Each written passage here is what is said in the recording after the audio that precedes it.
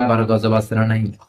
যে পরিমাণে আমরা গাঞ্জা টানি, ইয়াবা খাই, যৌতুক খাই, ঘুষ খাই, সুদ খাই, যেই পরিমাণে আলেম ওলামাদের সাথে বেয়াদবি করি, যেই পরিমাণে বিশ্বনবীর সুন্নাহ নিয়ে আমরা উল্টাপাল্টা করি, যেই পরিমাণে ওজনে কম দেই, খাদ্যে ভেজাল দেই, মাছে ফরমালিন দেই, মা বাবার সাথে বেয়াদবি করি, নাফরমানি করি, গাদ্দারি করি, যে কোনো সময় শিলাবৃষ্টি দিয়ে দেশটারে শেষ করতে পারে কে?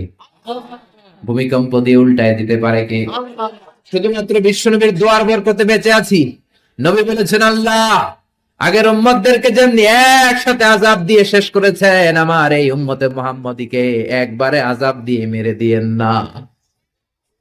এজন্য আল্লাহ একবারে মারে না, কিন্তু মাঝে মাঝে কিছু থ্রেট আছে না নাই, ধমক আছে না নাই, বন্যা আছে না নাই, তখন বলবেন আমরা আল্লাহ মাফ চাই।